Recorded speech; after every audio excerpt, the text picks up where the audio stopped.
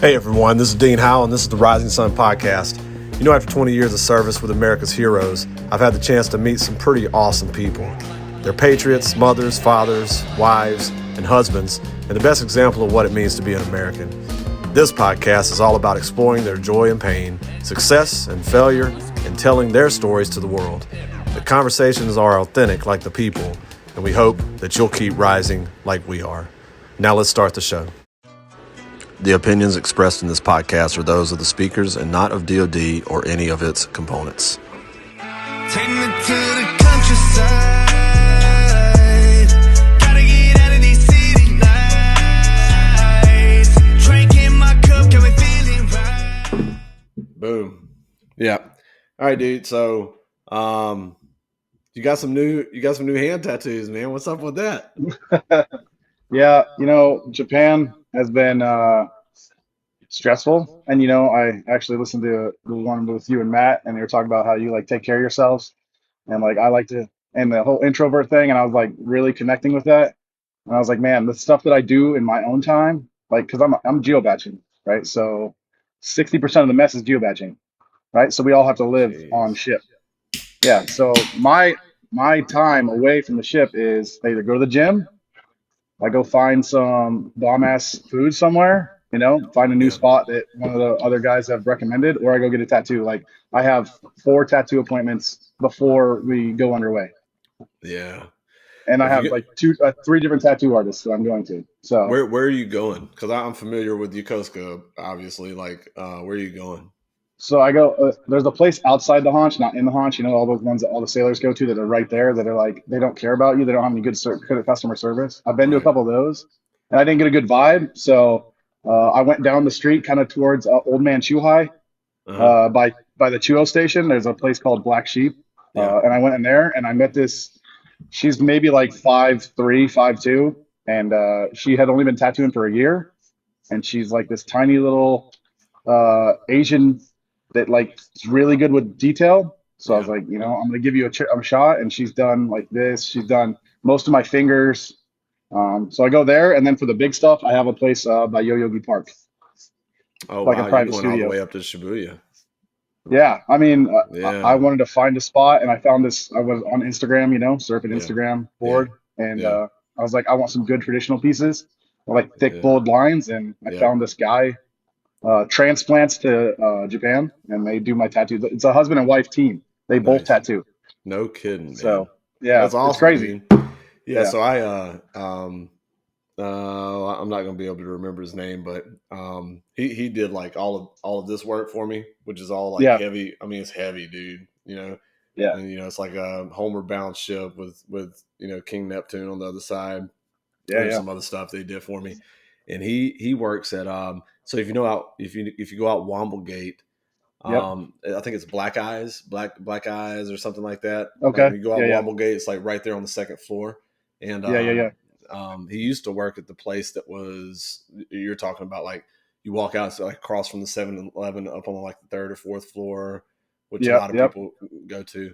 But he does great work, man. But that's awesome, dude. If you're in Japan, especially the prices are not crazy in Japan. That's the best part, right? Yeah, I'm paying $300-$400 for full, nice, good work, and they're there for 4 or 5 hours. So I can't complain about it too much.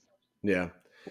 All right, dude. So all right. I mean, hey, let's get started. So Chris, man, I'm happy to have you on. I was talking to Aaron just before we started this. I was like, hey, man, I'm about to have Chris on. He was like, oh, shit. I was like, I gave him a couple of parameters. And I said, other than that, it's fucking game on, man. I've really been looking forward to doing this one with you because I know that you're an opinionated motherfucker. And also that that you have an experience that I think a lot of people will identify with, right? So anyways, man, so as we get started, if you can just kind of I don't know, what's the Chris McGrew origin story? How did you get from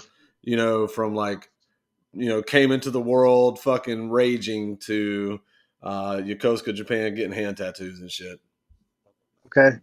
So I'm from Washington State. I grew up at like the base of Mount St. Helens, um, surrounded by volcanoes. Every time I tell that story, everybody's like, "Oh my God, you're surrounded by a volcano. It's gonna be so scary." But that's my whole family, right? My whole family lived in Washington. And my background is everybody in my family works in the woods. Like, you ever seen the show Axemen on Discovery Channel? That's our origin story, right? All my family, from my stepdad's side, all the way up, to my grandfather and my uncles, they all worked in the woods. They all cut trees. They all, did logging. They did trucks. They drove trucks, all that stuff. And I didn't want to do that.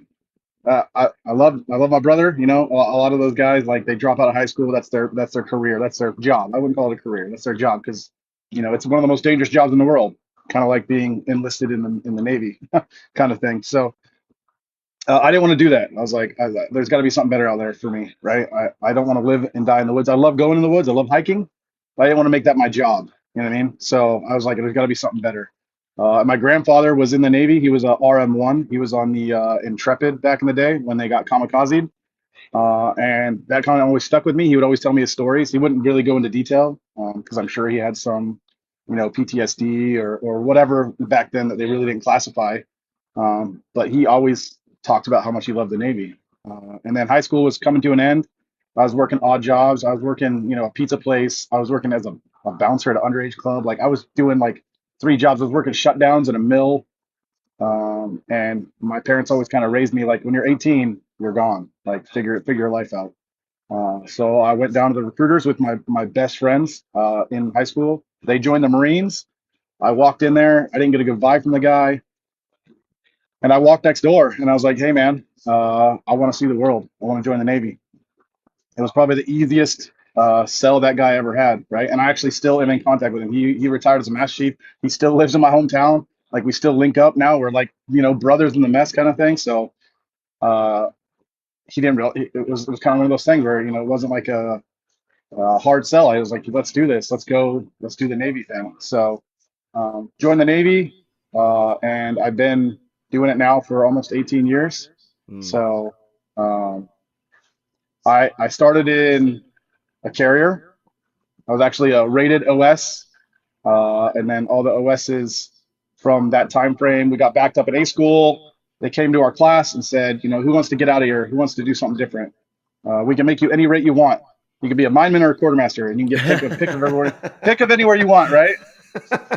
And this was that time frame. I've Good talked to choice, Aaron about man. this. Good I talked choice. to Aaron Good about choice. this because Yeah. Aaron was around there at that same time. This was the time frame when they closed down the A school because all that bad shit was happening, right? They were giving orders to people who were, doing things for them or whatever. And so there was a big investigation. They shut down the school. There was no way for us to go. And so they said, "Hey, who wants to get out of here?" And I'm like, "Again, I want to see the world. Let me get out of here." So they gave me orders to the Roosevelt. I got there, checked in, and it was like that bad movie they used to show us, the first 72. I got checked in by some guy on restriction. He took me down to the berthing. He's like, "I'm OS3, whoever, figure it out." I slept Yeah. in my rack that night in my dress blues because I Oh didn't know any man. better. Yeah. He just ditched me, right? And I'm on a carrier, like the biggest ship in the Navy. He's like, "I'm out of here," right? Yeah. Uh, and I was like, "I'm a QM." Like, everybody, they finally came back. It was like Monday. I had stayed there all weekend in my dress blues, just like, I don't know where to go to eat, like all this Yeah. stuff.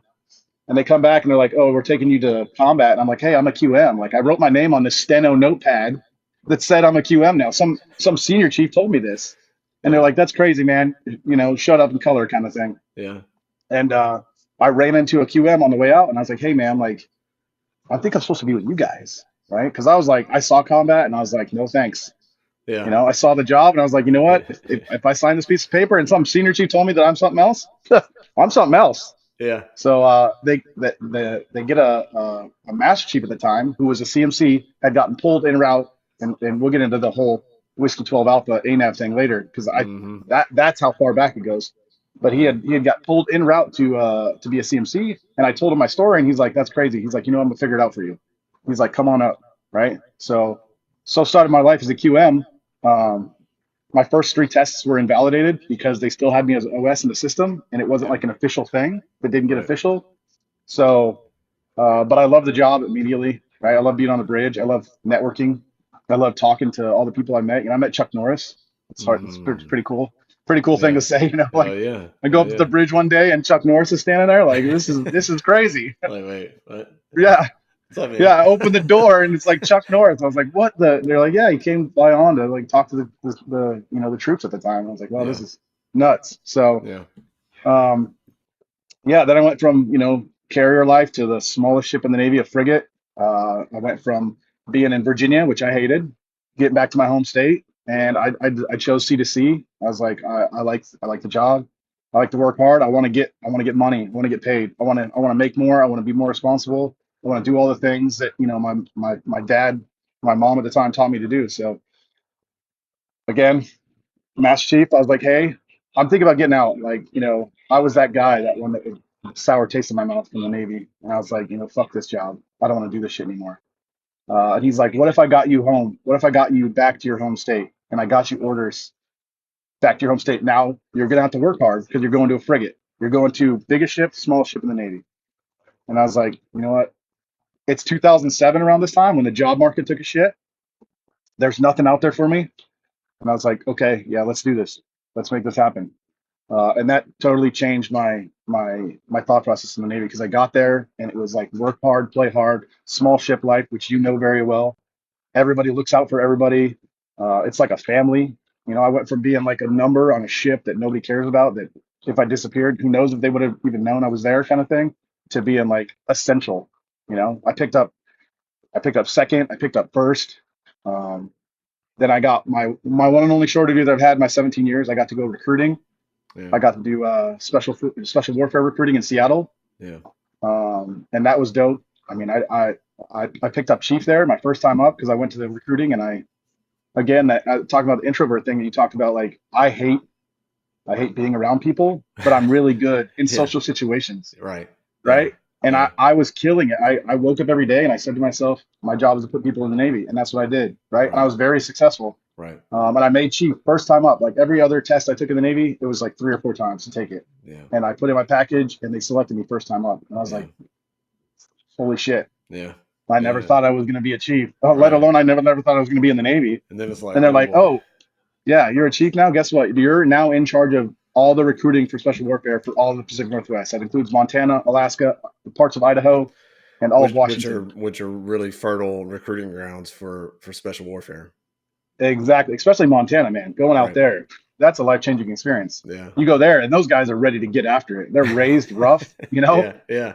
They're just beasts in the test. They're swimming combat side stroke at like sub nines. Yeah. These guys are just bred different. Alaska, the same way. It was Yeah. just like it's Yeah. intense. So I don't know. That was a good tour. So they I made chief. They said, hey, you're in charge of this now. Figure it out again. Right. So I got to wear 511 pants and Murph shirts and go out there, and I looked the Yeah. part. So they're like, hey, you look the part. You're motivated. Go after it. Like make this program Yeah. good. And I absolutely killed it. Yeah. And then I got orders to Michael Monsoor. Yep. That was kind of like a cool meetup process there. Like, hey, Yeah. we got this pre-com, Michael Monsoor. And I was like, I'm ready to get back after it, right? I'm a chief now. My job is to be at sea. Well, let me go be at sea. So I went there, pre-com Michael Mansour, went to Whiskey 12 Alpha, the assistant navigator course en route. And obviously went there as the Whiskey 12 Alpha, took the ship around. We went all the way around, got there, went in the yards because they build those ships with nothing in them, like a floating platform, basically. We sail it around. We go in the yards to do all that stuff. And it was really top heavy, as pre-coms are, right? It was all like chiefs, senior chiefs, first classes. There was nobody really for me to lead as a new chief. So my first class at the time made chief, and he was due to go somewhere else and couldn't transfer. And so I raised my hand. I was like, "What do you got?" Right? Like I want to go to work. Put me to work. The gift and the curse kind of started there, right? Because there was two Whiskey 12 Alphas. So they gave me orders to Dewey. I go to Dewey. I'm there for 2 or 3 months. And we go out to sea one day, and I had not tasted the TAD need for Whiskey 12 Alphas. But we go underway, and the captain and exo come to me, hey, they got a request to take you to Japan. I'm like, what do you mean? We're underway. I don't leave the ship. I'm a quartermaster. Like, I get this ship underway, right? If I'm not here, how do we do it? Well, we got two of you now. But don't worry about it. You're gonna be fine. You're gonna be fine. We just got underway. We got to go do this stuff. You'll be fine. And not like 3 hours later, I'm up there like checking on my guys, and XO comes up and he goes, "Hey, I need you to pack your bags." And I was like, "For what?" He's like, "Oh, you're taking a rib ride. You're going to Japan tomorrow." I'm like, "Did somebody tell my wife? How long am I going for?" Right? And I've never taken a rib ride before in my life, right? Except for VBSS stuff, like back in the day. But like, I was like, okay, I packed all my shit. You know, I get off the ship. Like, we had just left San Diego Harbor. Like, I was right outside the breakwater. Yeah. And they ripped me back in. I called my wife, "Hey, pick me up. Like, I got to go to Japan." They're giving me like 48-hour turnaround. I got to be there. Yeah. And this is the height of like COVID had just started like flaring up. Like literally COVID had just hit. Yeah, it was like February, March 20, right? Somewhere around Yes, there. exactly. Yeah. So, and nobody knows what it was at the time, right? COVID hit. Nobody knew what it was at the time. Yeah, everybody thought everybody was going to die. Yes, I go to the Deseron. They're like, "Hey, you're going to Japan." I was like, "Well, what about this crazy thing I'm seeing on the news? What's this COVID thing?" And they're like, "Oh, you're essential. Don't worry about it. You're going. Like, you're gonna go." Yeah. Right. And that's I mean, that's how we met, right? White Beach, right? We're at White Beach, pulling into White Beach. I remember, dude.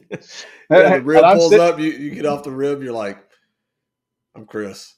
Like, this dude is not happy to be here right now. I mean, jet lag, right? Yeah. Like a 6-hour, whatever, a 3-hour drive from the airport. And then I get, I'm in the rib and I'm pulling alongside. And this is my first time like having like junior sailor, like real junior sailors, not first classes that I'm gonna have to be working with, because I had like a small taste at Dewey, but we were in the yard, so we weren't really doing anything. Right. And I pull alongside, and what made me maddest was VCHT was still pumping over the side, right? maybe it was an accident, maybe the valve wasn't closed all the way, but we're pulling up, right? And it's just, and it smells like shit, and I can see the shit coming out of the ship, and they're getting real close, and I remember who was. I think it was BM1 at the time. He was like coming up real close, and I was like, "I do not want to get shit on." Yeah, I do not want to get shit on it. Well, guess what? You did for the last year or so. Yeah. So I get on the ship, and 45 days turned into 6 months. Yep. We went hard in the 7th Fleet. Yes, we did. I finally got to throw my bags over the seawall when I was in San Diego, and then get told that I was going to also go to Everett with you guys. Yep. So that was a fun exchange again with my wife. She's a saint. I don't know how she deals up with all this shit, but she does. Yeah. But then I came back to Dewey, and as soon as I get back to Dewey, hey, home port shift, you're going to the 7th Fleet again. After a couple other TADs here and there to other ships that they need a whiskey 12 alpha for, to get the ship underway. So. Right. So you brought Dewey, here I am. Yeah, you brought Dewey across for the home port shift, and how much longer you got left there? I'll be here till July. So July is ideally when I get out of here. That's as of right now. With the extensions and all that stuff, I'll be out of here in July. So from logging to navigating ships, I don't know. Yeah, dude. So I guess we should probably back up real quick. So just for this purpose, so you're a quartermaster, right? Yep. So there are people. There's a lot of people that listen to this that know exactly what it is. But like my mom. Let's say that my mom's listening to this, because she probably is. Like my mom won't know what a quartermaster is. So can you kind of explain that? Yeah. So back in the day, we sailed celestially, right? We used the stars to sail ships across the ocean. We still get that training. Then we moved on to having paper charts using GPS. Basically like, the environment in your car that you have, or your navigation system. Now we have something like that on the ship, which I am in charge of putting all the routes in, making sure we get to where we need to go on time. We don't run into things don't run into us. And being overall in charge of like the navigation portion of making sure our ships are safe, right? We go to the school to learn all the celestial paper charts, all the digital charting. That's what we do. And I think it's important too to talk about that whiskey 12 alpha that you keep mentioning, right? Like so an NEC is like a classification code for people to do different jobs in the Navy, but the whiskey 12 alpha is like a pretty hot topic these last probably 4 years or so, because there's not many people that have it, and it's a requirement to put out to sea. And so there's this small inventory of people that have that training, and then a lot of ships that need to go to sea. And so guys like you end up hopping around, kind of like journeymen to go get these ships out to sea, right? So Exactly. Yeah. what? So Yeah. can you kind of explain what that Whiskey 12 Alpha is? So the Whiskey 12 Alpha is all senior quartermasters when they go back to sea, they're required to take this class now, and it's becoming required to make chief. But we go in depth into our rate, like we relearn everything from the beginning to the end, because a lot of quartermasters either came from the signalman rate, which is just raising flags and flashing lights, or just didn't have the hands-on training with charts because they came in late and they only knew digital charts, right? So they want us to be able to be the master of if something goes wrong, we can figure it out, right? We want to like the best training I've ever had in the Navy, right? It's like a college course. You literally get college credits. And we go there with the navigators, which are officers. We go to the same class. We go to the same class that the PCOs go to. So all the captains that are taking over ships, they go to the same class we do. So it's in depth learning how to redo celestial fixes, learning how to prepare charts, learning how to do navigation routes the correct way, learning all of our instructions and everything encompassed within there. And it's like super in depth and it's no fail, right? Rules of the road is big, right? Because everybody in the world uses that. Every ship in the world, the captains and the people on those ships have to know rules of the road. So that's the hardest part for everybody that we have this, the inventory you're talking about. We have a very small inventory and an even smaller inventory who has the will to do the job is kind of how it feels, right? There's a lot of us out there, but not a lot of us want to do the job. And there was actually a portion of time where everybody who was doing it just failing on purpose. So again, always that drive I always had. I was like, I want to get through the school. I want to make it. Yeah. I want to do my job. Right. So that's what we did. We go to Rhode Island for a month and a half and get that really, really in-depth training. So y'all do it. Y'all do it in Newport, right? Yep, Newport.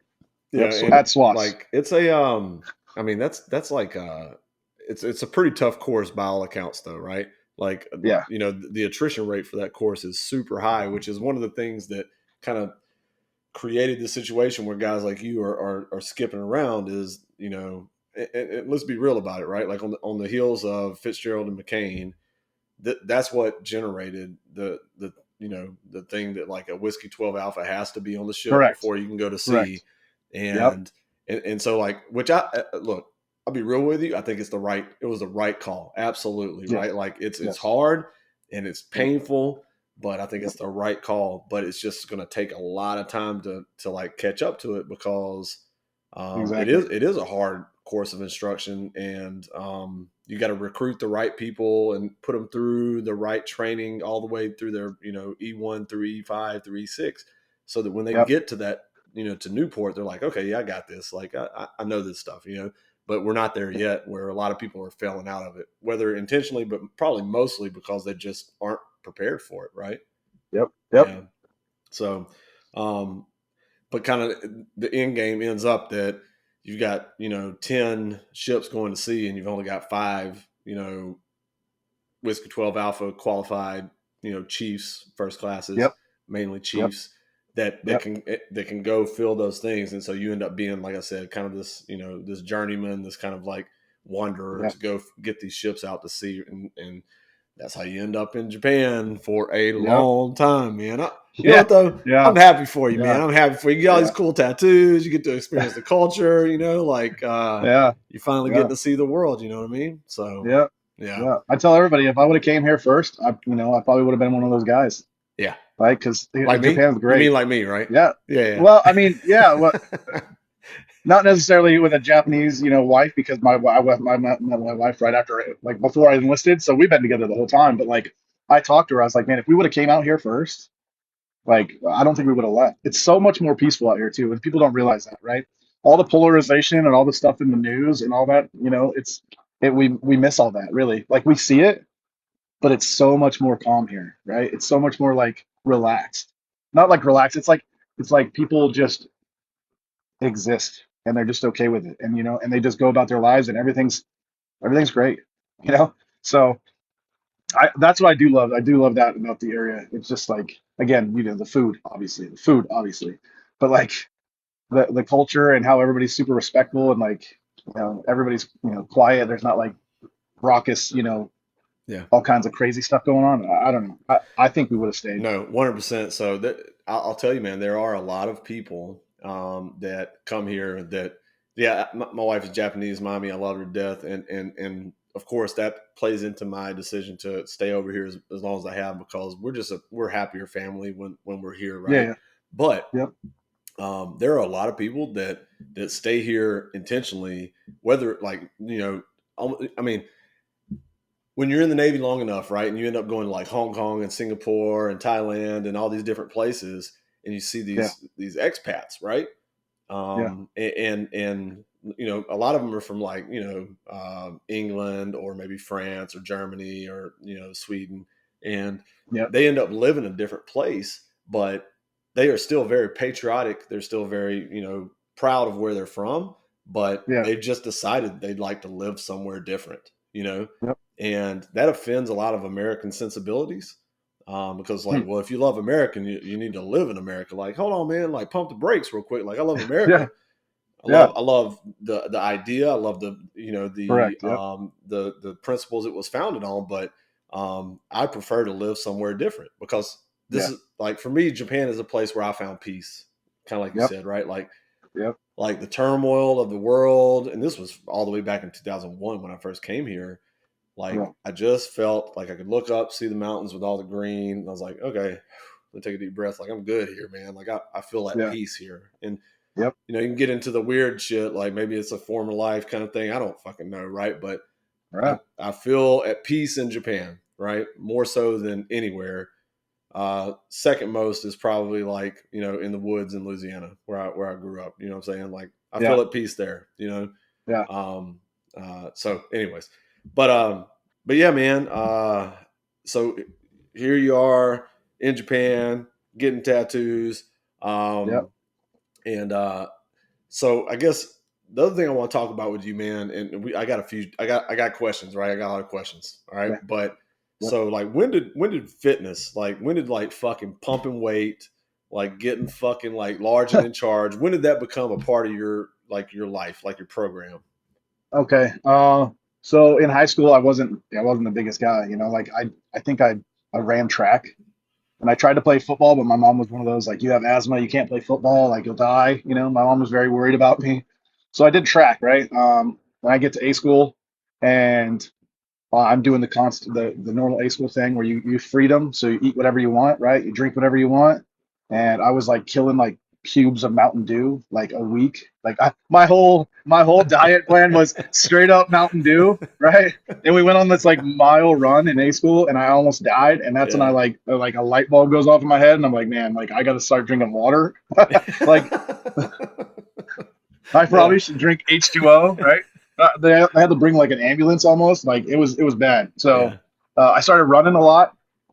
I started doing like a lot of like I did like Tough Mudders and stuff like that. And then when I started going underway on the frigate is really where I caught on because I became MWR president, right? And I was the one in charge of all the gym equipment, so I got to pick what I wanted, right? And then I broke my back. I was on a quad out in the woods with So my brothers. let's slow down, and because I wanted to talk about that. So we're talking about Hmm. fitness, but I want to hear this Yep. whole story at length, right? Like, because you broke your Okay. fucking back, and for the Yep. listeners out there, whoever was watching on YouTube, right? Like Chris, if you don't know, like check YouTube out, even if you don't watch the full thing, just so you can see this fucking like monster of a man that's on the, like, yeah, he's a big dude, right? Well, you broke your back, right? Like, Yeah. like tell us that story as you go through kind of the fitness thing, yeah. Okay. So yeah, it was a weekend before the ship was actually due to go on deployment. Like I was gonna do a Westpac, which is like the dream of every sailor, right? Going on a Westpac. And it was literally the weekend before. And I had a brand new quad. I got a 660 Raptor. And my brothers had bikes. They were on like Honda 250s or something. And we're out in the woods, cruising out in the logging roads. And I was real fast, right? I was fast in the corners. They weren't because they're on bikes. They have to corner harder. So I was sending it. I was in the fifth gear, like pin. I'm probably going 70, 60 around those. And then in the corners, I would just kind of power slide out, right? I would like pump the brake a little bit and then power slide out and just hit that gas and take off on them, right? And we were racing down to the bottom to go home. We were done for the day. Um, and I had got my quad tuned up the weekend before, and whoever did it, the guy had forget to put the cotter pin in the brake, I think is what happened. Because when I went around the final corner, the real deep one, it was a deep corner, right? and I was like a fifth gear pinned. I went to hit the brake and nothing happened, so I just kept going straight, and I was going way too fast. Right, I had full gear on, which is good because that probably saved my life. Right, I pumped the brake, nothing happens.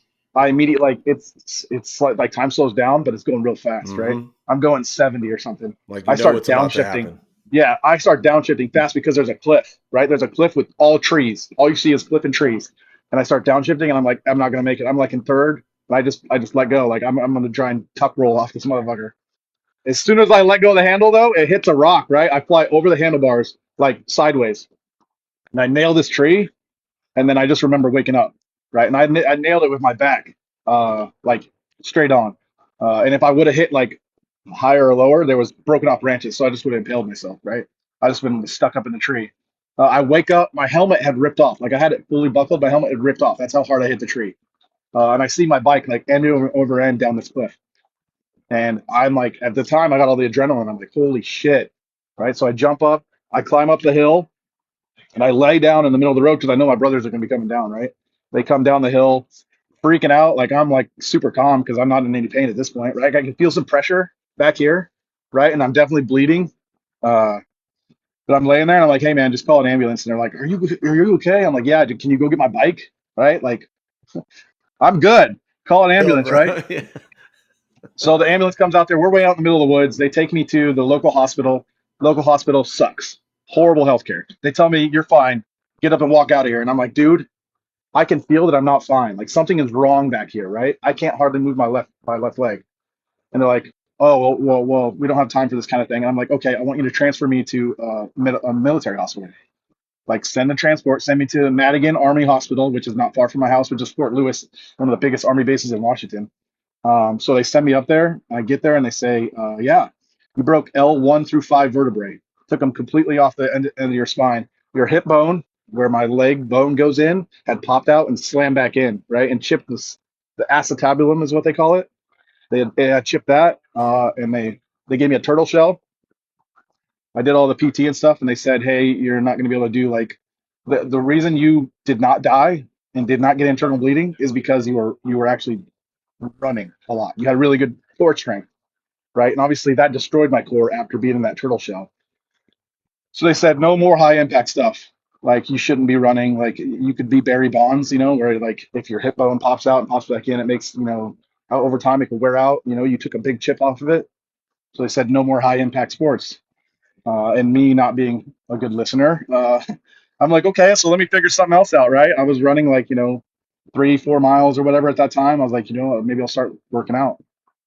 But like lifting heavy weights, see what I can do, because I was like maybe at the time like 190. I'm at 235 today. So like I found Arnold's workout plan, blueprint for size, and I've been using that now since like 2008, and it works, man. It works. So I've actually took a lot of friends with me to like do the workouts and stuff. That shit is hard, right? It's no joke. Like Yeah. I know they say Arnold was probably juicing back in the day, but it also is like still got to work hard, right? You still got to Yeah. put in the effort. Yeah. I So mean, who no nobody's gonna be Arnold. I mean, whether you juice it or not, man, right? Like, yeah, exactly, you still got to do the work. You know what I mean? yeah, Hey, dude. So I'm gonna go take a leak. If you need to, you can okay, too. But I'm gonna go take a okay, leak real quick, okay, and then we'll edit this part out, right? okay. By the way, this is the first time I've had to take a piss since I've done a podcast. So congratulations. All right, hold on. I'll All be right, right back. all right. All right, we're back. All right, dude. Real quick, let's just do this real quick because I saw you pouring yourself some of your finest brew there. So tell me about Prize Crew Coffee Company, man. Like I mean, before you do that, I'll tell you that when we were together, on McCampbell, like the fact that you had kind of started your own company, right? I was like, oh, you can do that, right? And so there's little things that built up to me starting this podcast, right? And one of them was seeing you like doing something, like call it a side hustle, but it's something that you're passionate about that does not interfere with your Navy life, right? So, tell me about Prize Crew, man.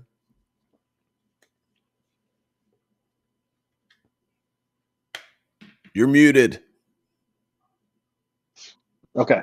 All right, we're All right. good. So yeah. So I come from Washington, coffee on every single corner there, right? That's the home of Starbucks, the home of all that stuff. And I was living in Everett on the frigate up there, and I was like, you know what? I got this harebrained idea. I'm gonna grow some coffee plants. I'm gonna grow coffee plants because I like coffee that much, right? My wife and I are always Wait, buying coffee. you grew your own coffee plant? No. That's the Okay. All right. All right. So I started doing research, right? You know how guys have harebrained ideas, like I'm gonna Yeah. build a fucking rocket, like so I'm gonna grow my own coffee plants. I start looking into it. Obviously, I don't have a green thumb. I've never grown anything in my life besides, my children, right? So I was like, I'm pretty handy, right? I'm pretty handy with fixing things, right? Yeah. If my dad was a mechanic by trade and a log truck driver, so he was a diesel mechanic and a log truck Yeah. driver, so he taught me how to rebuild stuff. So like if I can get a coffee machine, a coffee roaster from somewhere here in Washington, because who knows how many places have shut down. Maybe I can build it myself. I can roast some coffee. Um, and that's how I kind of ventured into it. It was right before I found out I made chief. I went on Craigslist and I was like, coffee roaster, and boom, one pops up, $500, right? And I drive all the way up here and I meet this guy and he's like, hey man, this was built by this rocket scientist that was in the Air Force, and he just contacted you ever need anything, like I'm getting out of it, I don't really like it. He built it by hand with like recycled parts, and I was like, that's kind of cool. Okay. And he showed me it worked. I took it home and I started roasting. I was just roasting for me, right? And I started like giving it to my family and friends, and they're like, man, this is really good. Because it's a certain kind of roaster, right? Most roasters use like a big drum, like a big dryer, and they just roll it around. Well, coffee beans have chaff that comes off, so it just kind of goes in with it. Well, mine is like a big like a popcorn popper from back in the day, right? So the beans go up, and the chaff goes off, and it goes out into my garden or whatever. So I started roasting for like my friends and family, and I was like, you know what? I could probably sell this. I'm getting my coffee from the same place that Starbucks and all those big name companies are, because the warehouse is 10 miles from my house. So I could just drive down there and get 150 pounds of coffee, green coffee, and just throw it in the back of the truck, right? And then just go and do it. And I tell everybody I'm not trying to make $1 million, because I actually met the guy who built the roaster, and he literally was in the Air Force. He's a vet, like the smartest guy I think I've ever met. Like literally a rocket scientist in the Air Force. He worked on like the ICBMs. I meet this guy, and he's just kind of a lonely old vet, and I start talking to him. I'm like, hey man, like, can I come over? Right? And he's like, yeah, sure. I go over there, I meet him, like I shake his hand, super smart. And I was like, I'm thinking about I need a bigger roaster. And I was like, how much to build me a bigger one? And craziest thing, he said, I don't want any money from you. I'll build you a bigger roaster. I'll build you a bigger roaster. He's like, the only thing I ask is that you do it for the coffee, not for the money, right?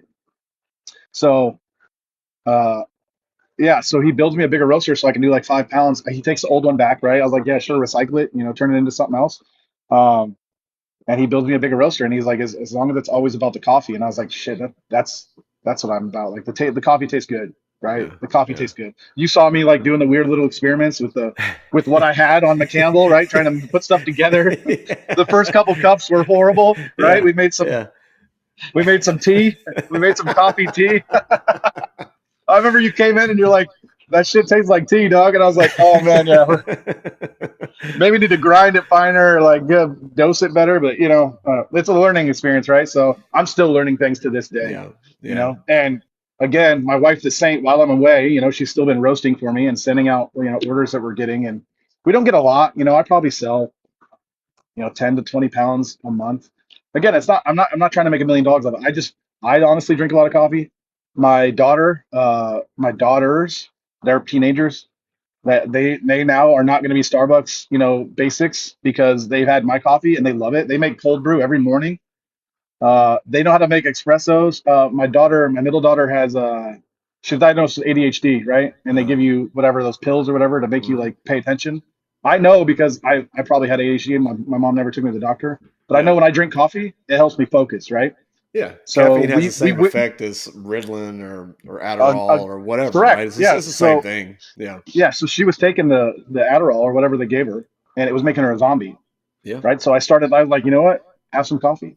I started Yeah. giving her a cup of coffee. I would make her drink a cup of coffee before she went to school in the morning. Yeah. Mind you, she's like 9 or 10 years old. But you Yeah. know what? we didn't get any reports from the teachers after that. Boom. Yeah, Right. so they love coffee now. They're like, hey, Yeah. they'll come home from their friends. Is there any coffee in the house? Like, it's not even me. It's not even my wife. They're like, did anybody make cold brew? What's going on? Who drank all the coffee? So that it's kind of like a family thing now, right? Yeah. But yeah, it's good stuff. I mean, I might be biased, but everybody I've given it to said it's great stuff. So, No, and but I try and sell it for a fair price. So, you import from like a lot of different places, right? yeah, To so get your beans. the big companies, like Starbucks and stuff, they get the same stuff. They always get like Brazil or whatever's cheap, right? But in those warehouses, they have like specialty blends. They have specialty beans you can get. And when I sailed around Michael Mansour, we stopped in Colombia. So you knew what I was doing. I was like, I need some fresh beans. So the whole 3 days I was there, I was like getting the little kids or the guys who wanted to help you buy all the stuff. And I was like, hey, I want 150 pounds of coffee. That's what I Huh. want to take back from Colombia. And Yeah. I got some, right? I Yeah. had to deliver to the ship. And the captain and XO were like, what is this? Like, I was like, you can look in the bag. This is not, this is not cocaine. it's This not is, it's not yayo, man. It's not yeah, yayo. this is clearly green coffee beans, And that was some of the best coffee that I've ever roasted because it came Yeah. straight from the farm. So Yeah. yeah, That's it's been awesome, an dude. adventure. I mean, it's again, I use it for networking and like, Yeah. But the it's effect kind it of like has. like a passion project, right? It's like something Hmm. you love to do, and like you Yep. taste it, you're like, oh wow, that's really good, and Yeah. that's amazing that like your guy was like, hey man, as long as you keep it about the coffee, right? Yep. Um, Yep.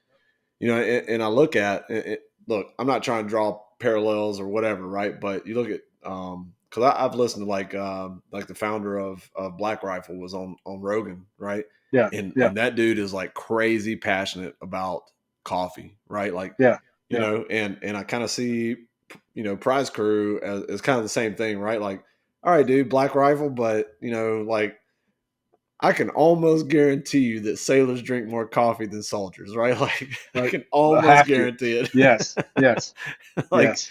like when you're underway for I don't know, shit, 60 days consecutively, like imagine the volume of coffee that is consumed on a Yeah. Navy ship, right?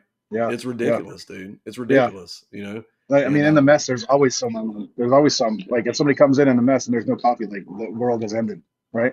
yeah. Like seriously, you tapped the coffee and didn't brew Hmm. anymore? Like Yep. Exactly. what a fucking asshole you are. You know, like Yeah. like you might as Exactly. well be like the lowest scum of the earth. Like, dude, Yeah. you fucking you tapped it, didn't refill. Fuck you. Yeah. So, Yeah. anyways, yeah, man. Yep. So that's cool, man. I love people in the Navy that have, and that's kind of the point of this podcast. One of the points of the podcast is like, hey, man, we're doing this Navy thing. We're chiefs, senior chiefs.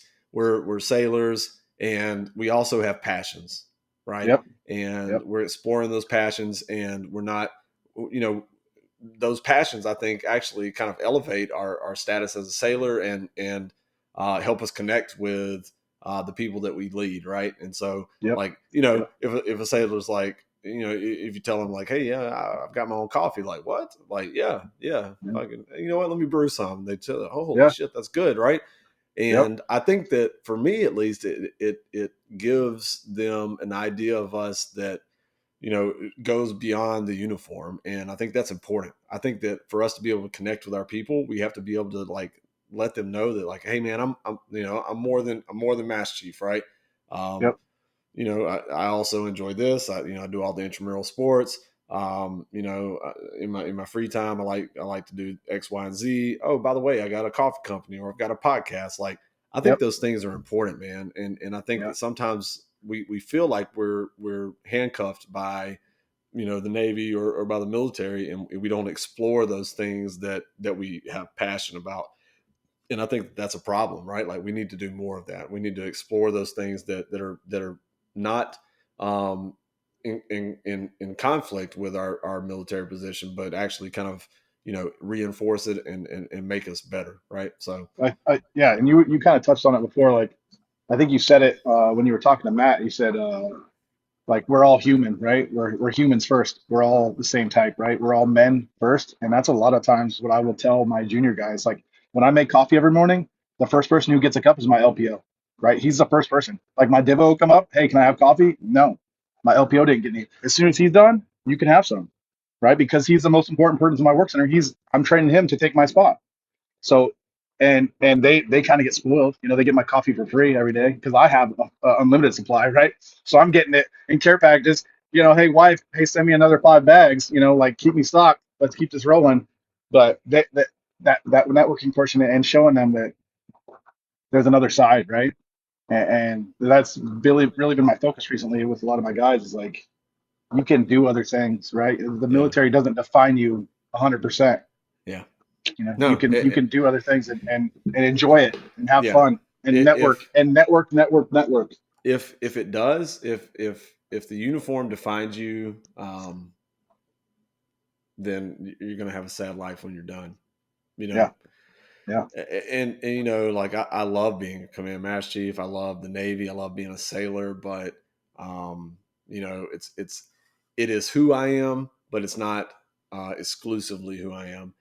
Because yep, I recognize, you know, I think that all of us have an awakening at some point, and it's important to have that like, you know, you have to be more than the uniform, because yep, otherwise, like when it's done, you're going to be fucking miserable, you know. And yeah, so I think that's important, man. I think that's badass. You give your LPO, because guess what, man? Being a first class in the Navy is the hardest job. I don't care what anybody says. Like that is the pressure cooker of the Navy. Like, hey, man, it is sink or swim. Like, right? yep. You got it on Sink or your swim. knuckles, Yep, right? Like you yeah, talk about sink or swim. yep, Sink or swim is when you're at E6 trying to make chief or trying to, you know, push forward to LDO. And yep, man, we put so much pressure on those guys and gals, and they you know, most of the time rise to the occasion. And but yeah, so anyways, I think that's cool as shit that you're like, hey Divo, hey, pump the brakes, man. yeah, Like I'm gonna give my QM1 some coffee first, because he's gonna need it. Trust me. yep, yep, I think that's fucking awesome, man. It's just yeah, indicative of kind of the way you look at things. So, yeah. um, so all right, man. So I know that you are a America's fuck motherfucker, right? No, we'll say, yeah. So this is one of those topics that's, I don't know, man. It can be hard to talk about, but I think it's important that we talk about it. Um, like how do you feel about this you know, this constitutional republic, this experiment in democracy that we have? Like, how does it make you feel when you think about America, right? So I like the Texas connection thing you were doing. I really like that episode, and I identify with a lot of what Matt has said, right? And I've like we have me and my wife have talked about moving to Texas because we're in Washington, right? Which is like a mini California, and everybody kind of knows how California is, right? Tax everything. You can't have all your freedoms and stuff. And at the core of who I am, I believe in don't tell me how to freedom, right? I'm not going to tell you how to freedom. Don't tell me how to freedom. Don't tell me how to freedom and democracy, right? And if we can agree on that, we'll be fine. I don't care. I don't care what you do, right? As long as it's not harming myself, my family, or anybody I know, freedom is freedom. Right? That's how I feel about it. And Washington is becoming more and more restrictive. And you know, everybody who's leaving California is moving to these other states, and they're saying, you know, they're bringing that stuff with them. And hopefully, it's not true because we have now talked about at length retiring in Texas because that's like the last bastion of like real freedom, right? That's what they say. Yeah, So I think that's where I'm at, right? And yeah, I tell that to people all the time, right? When somebody says something that has anything to do with that, and that's my response. Like, don't tell me how to freedom. I'm not gonna tell you how to freedom. right. Yeah, That's my thing. It's just you know, this makes sense. I was, you know, so speaking of the next, or the Texan connection, the next one that Matt and I are going to do is we're going to talk about freedom, Yeah, right? Like very yeah. specifically, and we're just, you know, and we're just going to explore like the concept of it. But you know, and so I took a few notes, and one of the things that that we came up with is, you got freedom. Freedom is like, do what you want, right? Yeah. I do what I want. That's freedom, Yeah. right? And Yeah. then Yeah. liberty, which is guaranteed by the Constitution and the Bill of Rights, is Yep. freedom that's absent chaos, right? So Yep. liberty is freedom that does not infringe on other people's freedom, right? Like that's liberty, right? Yeah. And Yeah. Yeah. um, a lot of people confuse those two things, right? But I think that this word freedom is so critical to the way that we behave ourselves as Americans, and you see all kinds of shit right now, man. Like, I'm gonna turn you on something. You ever listen to this guy Andy Frisella? No, I think I heard you guys mention him, and I was going to actually look him up. You would like it. Okay. Let's just put it that way, right? Like, Okay. uh, so he does a podcast. He does a podcast with a few branch offs. One of them's called like Real AF, Real as Fuck, and Yeah. Yeah. there's some pretty controversial stuff that he talks about. But the bottom line is that like there needs to be more of us that embrace this idea of liberty and freedom, that are stepping up, man, that are not afraid to talk about it, right? Like, Yeah. and you look at like Elon right now, right? Like Elon Musk, Yeah. like, dude, Take over. Yeah. hey man, like let's do it, let's ride, Yeah. like I'm so Yeah. happy for him. And it's funny to see them blocking what he's trying to do, because they know that it's a danger to to kind of like free speech, right? Or it's a danger to their control on free speech. And It's all about sensitivity, really. yeah, You know, yeah, that's what it yeah, is. You're going to right, hurt somebody's sensitivity. But why? Why is it affecting you like that? Right? It doesn't affect me if you make a personal choice in your personal home or your personal space. Why does that affect? Why do I got to get mad about that? Right? As long as we're in confines of the law, what does that have to do with me? Right? Why do I have to go on the internet and be mad at you? Right? Why do we have to block somebody because we don't like their words? Right? Let them say their word. Let them say their truth, because yeah, then you know what kind of person they are. right. So I'll make another suggestion to you, man. So if so, Dan Crenshaw has a book. I have audio book for him. I've listened to it a couple times. It's called Fortitude. Yep. Yep. And that's exactly what it talks about. It talks about this idea of living in this perpetual state of victimhood, right? Like Hmm. or outrage. Like I am always outraged about something, right? Like, Yep. it's fucking depressing, right? Like, hey Yep. man, like stop being pissed off all the time and just like live your life. And I don't know, maybe go talk to somebody that you're not the same as, right? So, and I'll tell you, with this podcast, I've been very deliberate in the guests that I have on, Yeah. because I want it to be an example of I don't care if you're gay, straight, male, female, black, white, Hispanic, Filipino. I don't give a damn, right? Like Yep. I want people to see us having conversations that we don't talk about our differences as much as we talk about our similarities, right? Exactly. Yep. What brings And us together? Yeah. that's it, dude. Right. And so, um, I got one for you. I want to hear what you think about this. So, I got to be vague about this. Okay. So, speaking of Matt and I, so we're planning this thing. Let's just say I'll talk to you more about it offline, right? But Yeah. kind of like like a test. So when you hear the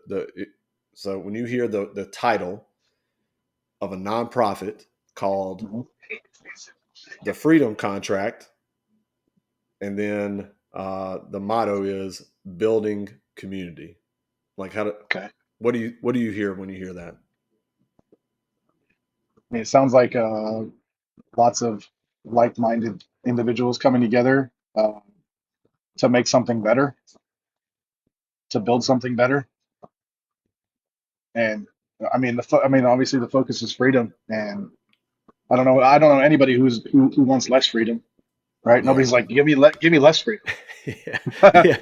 Give me no liberty or give Yeah. me life. Yeah. It's Yeah. like what? Yeah. Yeah, yeah, yeah. Okay.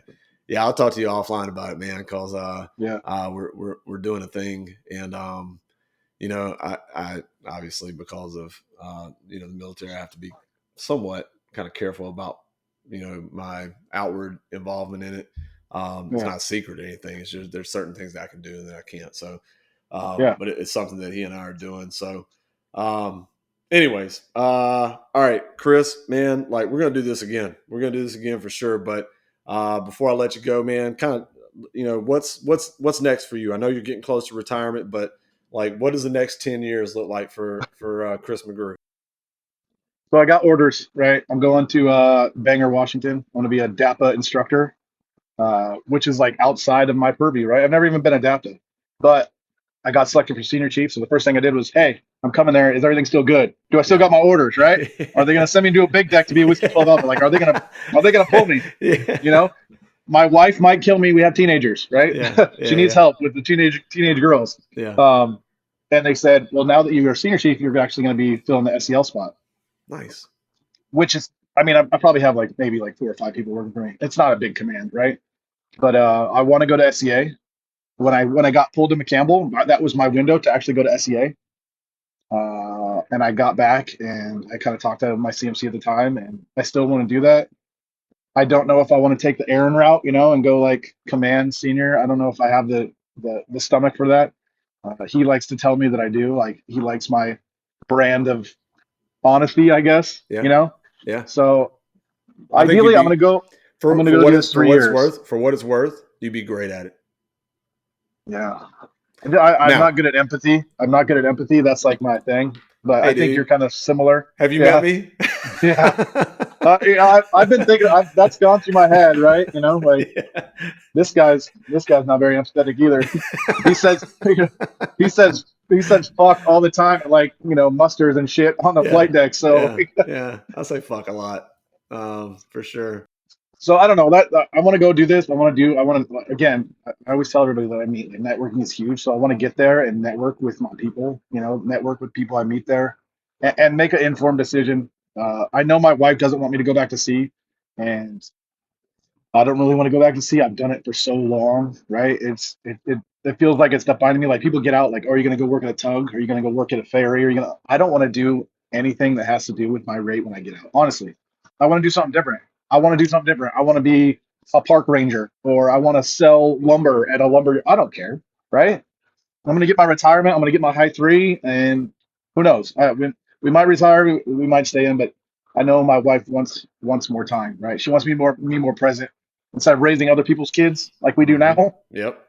Raising my own, Yep. and she's like probably at her wits end with our teenage daughters. So Yeah. I need to No, I need to I need to yeah. provide support.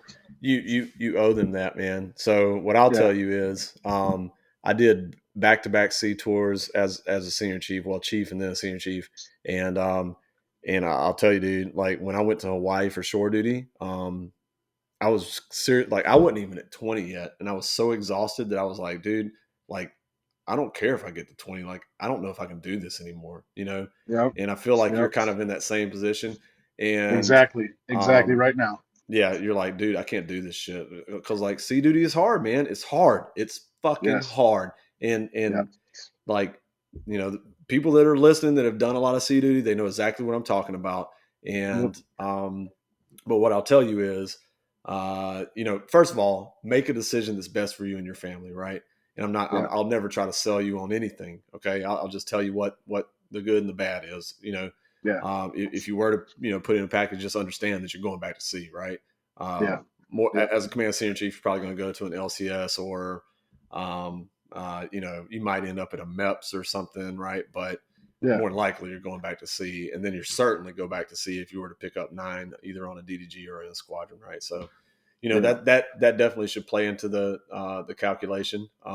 But regardless of anything, I'll tell you, you need to get to SEA, okay? yeah, And I'll also tell you this. So 2 of my senior chiefs here, one of them that actually works for me on the staff, and one that's at a tenant command. They just finished up the Air Force Senior NCO Academy. They yeah, always have Navy slots available, and it's an actual 5-week in resident. Like you don't do any like prereq type stuff. So I can link you up with the information for that offline, and they're always looking for Navy yeah. candidates. And both of them Huh. just got back, and they said, "Man, it was fantastic." And there's been multiple, like pretty high ranking, retired Fleet Master Chief Paul Kingsbury. He went to the Air Force Senior NCO Academy, and there's been a few of them that have, right?